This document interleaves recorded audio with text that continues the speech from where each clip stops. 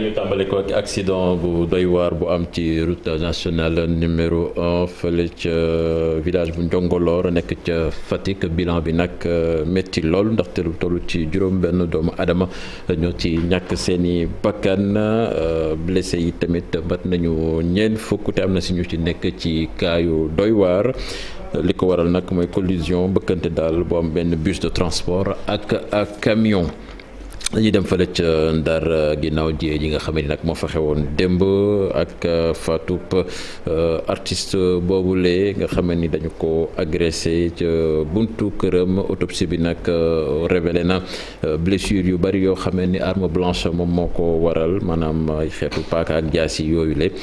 famille victime bi ak artiste ya fa nekk ca Ndar nag di réclamer yoon def liggéeyam ñu teewlu ci reportage Ousseynou Diop ak Habib Seck. Birahim Sy bi ndaw la woon boo xamante ni ñeent fukki at ak lu teg la amoon daat koy faat ay mbokkam ñu bari nekk ci jaaxle ci kër gi sax bañ fa ñëwee ñu ci bari sa ngëmtal ñoom nag nee nañu lii nekk na loo xamante ni lu metti la. bu rëy la ndaxte dañu ko boom dañu ko faat si anam bu ñaaw donc dóor ko ba pare jam ko donc loolu daal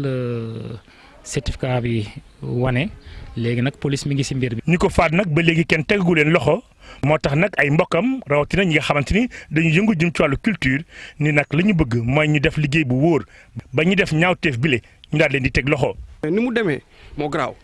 tey vraiment war nañu xool sunu justice aussi dimbali ñu lii leer parce que lii waruñu ko bàyyi mu sedd warul rek waaye corps bi def nañu autopsie yóbbu leen suul leen fàtte nañ ko parce que nit la ku waroon am famille nit la ku am famille nit la ku waroon jëriñ société. fi mu nekk nag. mi ngi ci roq toog ki ka def xëy na mi ngi lekk mi ngi naan mi ngi ree moom ñun sa famille ñun lekk ñu naan. nii la nii waaw loolu moom vraiment dañ koy métti lu te ñu ngi ñaan yàlla di ñaan autorités yi ñu taxaw ci lii ci enquête bi kii def lii wala ñu def lii ñu jàpp leen bu gën a gaawee daal di yoon daal leen teg loxo te yoon daal leen daan. néewu Birahim Sy bi jamono jëlee mu nga ci hôpital régional bu Ndar ñi nga xamante nag ñoom la ñu fekk ci kër gi nee nañu buñ ci jaxasee benn yoon wàllu politique ndaxte am na ñoo xamante ni amoon nag ñoom ay jafe-jafe. sous-secteur transport hydrocarbures ñoom nag décrété nañu ñetti fanu grève tàmbale ko ci àllarba ji bi 0 heure jotee ñoom daal dañuy accuser patron secteur yi nii dañoo bañ a wëyal négociation yi nga xamee ni moom moo aju ci mbirum convention collective ci loolu dañ ci teewlu Sara Konaré nekk secrétaire général syndicat bi ci micro Fatimata Touré ak Younous Diatta. nekkoon ci benn convention li ñuy wax convention benn bataaxal la boo xam dañ ko war a defar kayit gu ñu war a def ci secteur transport hydrocarbure bi secteur pétrole yëpp sax lañ doon def mooy ñoom Total ak yooyu pour ne pas faire de la publicité ñu mag ñi ñoom ñooy utiliser ñiy dawal camion ak yooyu mooy société sénégalaise yi fi nekk ñoom TAD ak ñoom Sakho ak ñoom seen ñu gis ne ñoom yemuñu doole ak ñële ñoom tam ñu ne ñu ñun mu yemuñu doole mënuñu defal li suñu liggéeykat yi ñi ñële def parce que ñun suñu bos pare na ba pare ñu leen waa d'accord kon nañ defar benn boo xam yemam bàyyi na ak yéen ñu commencé di ko defar di ci waxtaan ba ñoom ñu fay expert ñu àndandoo di dem ci benn hôtel mercredi bu jot ba defar document ba bind ko ba pare léegi nag ñu jàpp ne ñun ñii daal comme ñun syndicat lañu wax dëgg yàlla bëgg nañu ku ñu xam ne ñun négocier rek lañu mën suñu secteur moo tax ñu am ñaari pacte social benn convention donc kenn dàqu ñoo négociation collective waxtaan juboo mais nag ñu gis ne ñii daal xëy na doole la ñu bëgg a jaay ñu nag ñun lañ la woon ne syndicaliste la loolu moo tax tey ñu daje nag daal di ne léegi nag nañu ko delloo buum ca mboy boy ga suñu grève tey ci guddi à partir de minuit incha allah pour ñetti fan 72 heures. wax ci coowalu faux médicament yooyu la nga xamante ne tey sax moom mooy jàngatu ay satu bi syndicat pharmacien privé du Sénégal di maanaam neenal li nga xamee ni avocat société chinoise bi nga xamee ni moom la ñu tuuma wax ni ñooñu daal li ñuy wax teguñu ko fenn docteur Assane Diop ni Sénégal daal wala ñooñu sax lay waxal avocat yooyu dañoo war a tey ci mbir moomu ndaxte lu jëm ci wàllu médicament du lu ndaw te mbirum santé publique la dafa am solo dañuy teewlu ay explication ci micro Chérif Dia. garab la yi nga xam ne yenn saa yi bu ñu koy utiliser c'est parce que nit ki toll na situation bi nga xam ne feebaram xaw na doy waar. li tax mu nekk faux OMS dafa ne garab bi nga xam ne dañ ko defar wala di ko distribuer maanaam di ko joxe nit ñi askan bi di ko jëriñoo mais ñu def ko te. Ministère bi saytu santé wala ñi dëkk boobu teg pour ñu saytul leen wér-gu-yaram yëguñu ko maanaam dañu leen nax dañu jaar ci beneen yoon ba ñooñu bañ ko gis loolu bu amee rek faux médicament la. dëgg la avocat dina def liggéeyam mais taxaw te nag war wax askan bi que ne ay soluté ay dispositifs médicaux la loolu jàpp nañ ne ñun ñu def santé warul parce que simplement ñu ngi participer di lor askan wi te kenn amul boobu sañ-sañ quelles que soient les conditions yi nga xam ne moom ngay liggéeyee. ministre bi yor wàllu urbanisme nag doon amal ab tournée ci chantier yi xool ndax ñi ngi ci yoon waaye daal nemmeeku nañ ni am na ci juróom yoo xamee ni daal maanaam sax juróom sax yi nga xamee ni ñoom la seeti woon daal benn respecté wu ci charte bi nga xamee ni moom lañ ci tëral mi ngi àndaloon ak Modou Fall ak Thierno Laurent Mendy. Médina Ouakam Almadies Ngor ay sites yi nga xam te ni jëwriñ ji ñu dénk wàllu urbanisme dafa dem saytu leen te yëgalul kenn dara ngir saytu nag li nga xam te ni moo di wàllu tabax gi foofu lay ba xam na ne ci règle waaye foofu mbetteel mi foo ko natt wees na ko juróomi ci chantier yi amul kenn ku ci respecté lii du code bi. 5 bâtiments yu ñu contrôlé yëpp ci mbir ci tey ci commune bi à titre d'exemple amul benn bu nga xam ne dañuy fekk foofu document yëpp te loolu ci code de la construction dañ la ne boo nekkee ci chantier. document yu bâtiment bi yëpp da nga ko war a teg mu fekk chantier warul nekk à côté warul nekk kër ga ci bâtiment bi la war a nekk constaté nañu aussi que ñu bari amuñ ci panneau de signalisation bu panneau de chantier wane ni chantier bi kii moo ko moom nii lañ koy tabaxee kii mooy maître d'ouvrage et cetera loolu yëpp fekk nañu amul. situation bu ñu mënul nangu di gis-gisi jëwriñ ji di Abdoulaye Sow looloo tax nag ay convocation ñu jébbal ko mbooleem responsable bâtiment yooyu. am na lu fa manqué li fa manqué dañ la yoon def la leen na nga fa bàyyi koy convocation moom mu répondre dans les 48 heures indi justification yi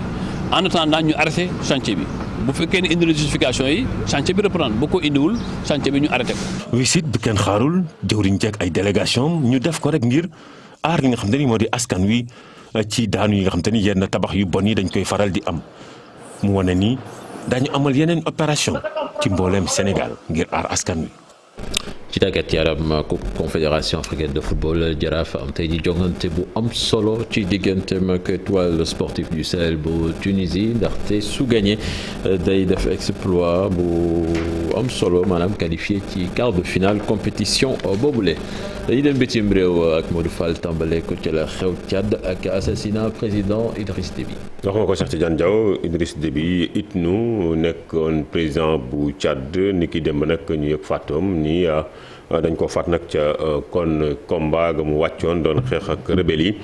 moom ñu duppee ko ni na mu ñëwee ci pouvoir yi noonu la faatoo toll ci juróom-benn fukki at ak juróom-ñett def fanweeri at ci pouvoir bi. waaye Idriss Déby kon faatoom ci Afrique nekk na séisme di gis-gisu Barka Ba journaliste bi jàpp ni dana am nag ay conséquences yu métti ci wàllu xeex bi nga xam te ni doon nañ ko xeex ñi di terroristes yi fii ci Sahel mu yokk ci ni doomam ji nga xam te ni doon na ko loolee kon dana am li nga xam te ni moo di ay jafe-jafe ci wàllub yorinub réew mi moom Barka ci édition spéciale TFM la xam ne li nu mel ñu déglu ko Chérif Diak amul ba. Faatoum Idriss Déby jéye bu mag la ak. mbetteel bu mag la ci Afrique ndaxte ki fi bàyyeekoo du woon n'importe qui ñëpp xam nañ njàmbarteem ak xarañam sur le plan militaire. mbootaay xeet yi di xeex contre li ñuy wax le terrorisme dans le Sahel mu amoon ci rôle bu important. su làqoo wala sax dëkkam Tchad nekk ci instabilité mu nërmeelu daf may rappelé wu génnum àdduna Kadhafi. ni mu indee woon ay conséquences est-ce que doom ji dina am xarañte am njàmbarte boo xam ne wala mën sol yëre baayam ba yëre bi mot ko pour mu mun a ŋànk nguur gi loolu du nekk lu yomb. aywa Barka Ba doon àddu kon ca li xew ca Tchad foofee jàppale ni nag nit ki ñu joxoñ ñi moom moo faat kii di Idriss Déby wala moo sañ ci kuréel googule di Mahamat Mahdi Ali nekk nag figure bu am solo ci wàllu rébellion bi ñu ne ki nga xam te ni mooy Mahamat Mahdi moom ngi juddu ci atum 1964 ca N'Djamena nataalam ak ki nga xam te ni moo di Mamadou Moustapha Ndiaye. Mahamat Mahdi Ali mi ngi juddu ci atum 1954 ca N'Djamena moom mi nekk chef de guerre tchadien bii nag ca France la jàngee doon militer ca parti socialiste moo jiite rébellion bi nekk ci désertu libyen bi moom mi nag bokkoon na ci ñi doon xeex ak Idriss Déby depuis atum 2008 ba nëga ni Mahamad bokk ci waaso gi naan ay goraan mbokk la ci Hissène Habré mi nga xam ne ni ma nga ñàkkoon nguur ga ci atum 1990 tey nag mu bokk ci leader yi féete ci kujje gi bokk na ci xeex yu bari rawatina ci wàllu politique ca Tchad ak ca France mu laqatu woon ñaar fukki at ak juróom boobaak léegi ca France Mahamad ca Champagne Ardenne la jàngee li nga xam ne moo di droit ak science économique 2005 mu bokk ci mouvement pour la démocratie et la justice fële ca Tchad mu nekkaloon leen ci Hexagone ba ñu signé woon ab accord ak Déby mu nangu woon li nga xam ne moo di poste haut fonctionnaire ca ministère des infrastructures 2008 bi nga xam ni rébellion ba tàkkarnaas na ci la demaat fële nga xam ne moo di Darfour moom nag mu aywa Mamadou Moustapha Ndiaye jërëjëf jàppale ni rebelle yi ñoom seen bopp nga xam te ni door nañu lii di cong yi juróom-ñeenti fan ci nit ki bi ñuy faat kii di Idriss Déby Itnou ñoom ne nañu dañuy dox nag jëm ca N'Djamena di capitale bi la ñu dàq moo di nga xam te ni moo di conseil militaire transition bi nga xam te ni amal nañ ko fa te doomu ki fa nekkoon njiitu réew wuutu papa mi ñu faat moom armée tchadienne beeg gouvernement bi monté dañoo xamle woon ni ñoom tas nañu mboolem poleenu rebelle ba faat ci sax ñetti téeméeri combattant ba tey li nga xam te ni moo di wàllu dëy bi di obsèques yi daañu ko amal kon ajjuma ji ca N'Djamena day ci la ñuy rob nag ki nga xam te ni moo di njiitu Tchad bi lee di Idriss Déby kon yooyu la obsèques nag daañu ko amal ca place de la nation ci teewaay yenn ci gouvernement yu Sénégal maanaam yenn gouvernement yi nga xam te ni ci Afrique lañ nekk di yenn njiit yi ñi xam ne loolee moo di kon communiqué bu protocole bu présidence Aïssatou ci wàllu woowu lañ laaj jëm mu di faat gi nga xam te ni faat nañ ko ki nekkoon njiitu réew foofee ca Tchad doon loo xamante ni dugguleet ci Afrique waaye doon li nga xam te ni dafay gàkkal lii di taarixu Afrique waaye wàllu yorinu réew fii ci suñu continent. Modou foofu moom dama am envie rek rappeler kii boobu nga xam ne Maxime boobu ñu ñëpp di wax qui a vaincu par les armes ça fait cliché mais périra par les armes te encore une fois comme ni nga waxee dafa gàkkal bu baax a baax image Afrique mais man li ma bëgg li nga xam ne moom laay jàpp mooy dafa war a encore une fois li xew Tchad dafa war a yee éveiller les conscience yëpp faati chef d'état yëpp seen xel cee war a jëm mënoo forcer nit ne ko maa la jiite par force musul wóor te musul mujjee fu rafet xoolal Idriss Déby la veille lañ ko ne yaa gagné plébiscité ko benn encore score sixième mandat il est au pouvoir depuis 90 31 ans xaw ma 30 ans la def 30 ans nga xëy la lendemain li xew xam nga kon ku gëmul yàlla rek sunu borom bi leneen li ngay gëm kenn ñaanu ko yàlla wax dëgg yàlla ndaxte yàlla nguuru yàlla doo nga warul jeex mais surtout man bu weesoo nag li ma foofu laay jeexalee li ma jaaxal man pour man affaire bi révélé wu tous ses secrets pour man derrière la mort de Idriss Déby am na vraiment lu atroce lu affreux lu ci am parce que moi je ne comprends pas man na du ma ñoom Barka du ma sama mag yooyu ñoom Ablaye Cissé yooyu Barka xam naa mi ngi waajal yoonu Tchad damay sama xalaat laa yor dama jàpp ne doomu Idriss Déby bi quand même man musuma gis lu mel noonu yow sa papa ñu faagaaga ko presque sous tes yeux dama naa même sous tes yeux sax sa papa génn àddina anam bu mel noonu te ba léegi nii kenn amuñu benn lu leer amoo ko ci yëf ya yow ñu sa papa génn àddina ci anam yu mu génnee àddina rafoo yox-yoxi woo nga ne ku taxaw ñu jël yëf ya jox la ko doy na waar léegi lu doy waar loo xam ne malheureusement moo fi nekk mooy monarchie moo fa am mooy nono la presque te loolu defe naa ni Tchadiens yi ils sont pas encore sortis de l'ornière parce que buñ doon jooy Idriss Déby 31 ans mu génn àddina mu jógee ci nguur gi doom ja doon ji ko loolu defe naa te malheureusement éveil de conscience bi ñu bëgg waaw mais ñoom dañuy commencé papa ji nii la commencé yow Cheikh delluwaatal si archive bi nga xool Idriss Déby nu mu commencé woon rek ñoom ñëpp bu ñuy ñëw bu ñuy jël kii xam nga calmant la ñuy joxe.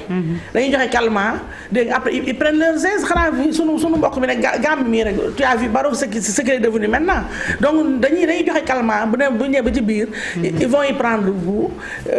monage yi duggaat. mais daal c'est malheureusement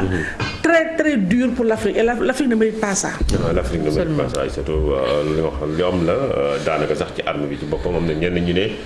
bu fekkee ni doom ji dafa nar a wéyal ñoom danañu fekk ñi nga xam te ni ñoo di rebelle yi. ngir xeex ko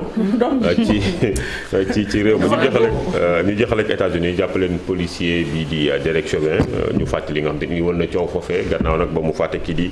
George Floyd procès ni kii démb ca bañ ko jeexalee dañ ko daal di ni moo coupable maanaam moo def lu ni mel jamono ji nag lañ koy mën a tëj ca États-Unis toll na ci juróom-ñaar fukki at ak juróom ndaxte meurtre deuxième degré la ñu wax loolee rek ñeent fukki at la foofee ci Amérique bi ñuy yëglee nag nga xam te ni moo di décision justice bi ña ne woon foofee faral ki di waa camp George Floyd dañoo kon kontaan avocat bi moom xam na ni lii nag ab décision la boo xamante ni rek day doon gulet ci taarixu Amérique ba noppi mën ko taaral fii la ñu yemale xibaar yi biti réew yi Cheikh Tidiane. jërëjëf Modou Fall fàttali moo fi gënoon a fës ci xibaar. jërëjëf Cheikh Tidiane ak Modou Fall xibaar la ñu àndoon ak yéen rendez-vous demain incha allah à partir de 6h30 ci beneen numéro bu bees Info Matin ak beneen kaasub xibaar bi nag li ma ci jaaxal mooy gannaaw xëdd lañ koy servir mais bon c'est l'information bu nu jógee foofu ñu sóobu ci jàngat bi ànd ci ak Aïssatou Modou Fall ñu dikk la daje ëllëg incha allah léegi jàngat bi.